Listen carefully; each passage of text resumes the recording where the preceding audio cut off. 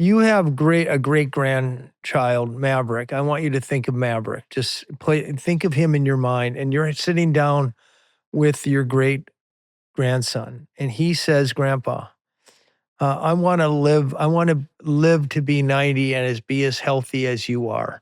What advice are you giving him? It's a different world that he lives It's in. a scary, scary world out there. I think it really is. At a time when we know climate change is changing this world, and yet we can all of a sudden come out and say, okay, we're not going to worry about emissions from tailpipes anymore. And it's really scary. People don't have the kinds of relationships that I remember on the farm with 25 or 30 kids that lived in my neighborhood, and the kind of relationships that those parents and families had with each other. Those are gone. And those relationships that you had in those years where your friends all came over and played in the basement, and you were there almost every night. You had your music and your fireplace and your ping pong and all of the rest of that. You had all of those relationships. We And might have yes, some beer down you there too, by the swam. way. Yeah, you had beer. You probably had a joint or two too. And I know. Oh, you found out about that? Oh, yes. Yeah. You want to know how I found out? I'll tell the story about how I found out about it. All of a sudden, he's probably 10 years old, and he takes an interest. He wants me to show him how to plant in a pot and plant the pot, and how do you do all of that stuff. So I told him, and he has a It room was in the purely basement. horticultural interest. He has a room in the basement, and then I was back there once, and I was looking in there, and I looked on the desk in there, and I said, geez, I think I recognize that plant.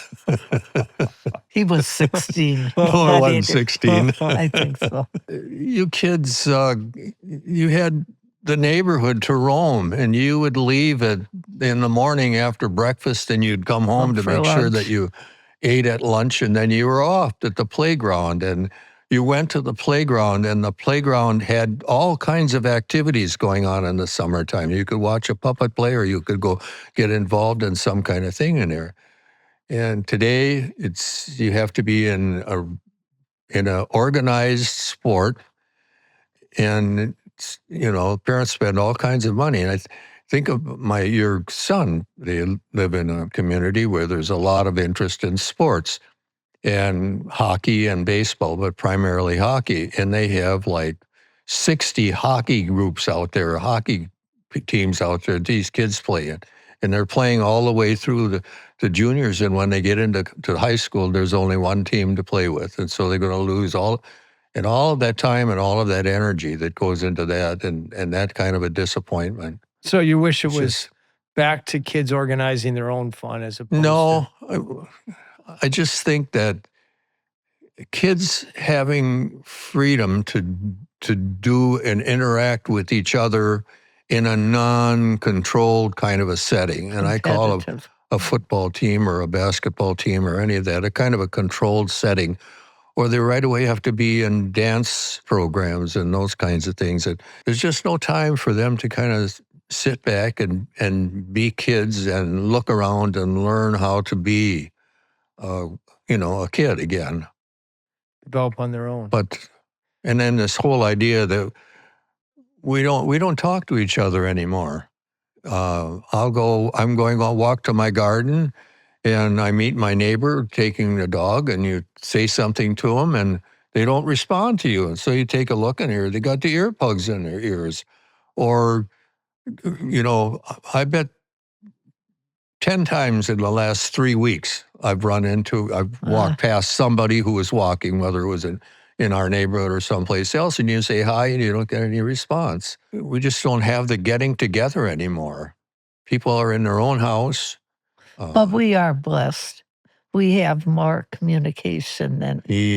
with a couple of neighbors probably, but outside of that, there's not a lot of that kind of...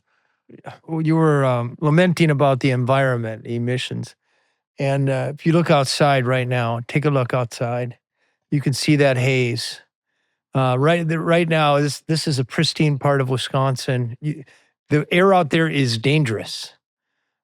Have you seen that before in your life? I remember, the pollution so bad from exhaust pipes and those kinds of things that you couldn't In the go out and 70s. breathe. They would shut it down in the 70s. But we made some changes that stopped that. But do you think part of it is the media? Because they talk about it, makes people aware the negativity part of things, and then somebody else builds it up further and further. Well, I hate to break it to you right now, but right now, Mom, you're the media. So what you're saying, hopefully it'll be the counterbalance. But yeah. how about you?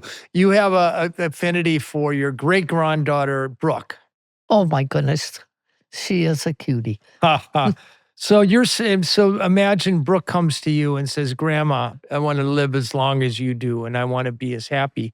What advice are you giving your great-granddaughter? I think that's a pretty hard question because we both live in a different environment, a different culture.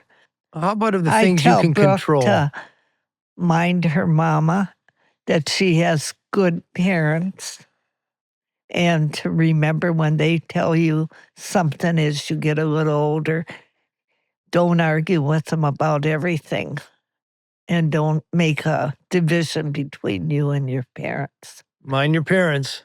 Mind your parents. How would you rate my job at minding you guys? Oh, Lordy. Oh, come on. You I was kind of remember you wanted to go to Washington, D.C. with some kid that I knew was really into drugs to a certain point at that time. And I thought, there's no way my 14, 15-year-old is going to go off. By the next year he went, but I guess I survived. Yeah, you survived. So if you like that clip, there's a lot more where that came from. So hit the like button, subscribe to the channel, ring the bell so you won't miss our new videos as they come out each week.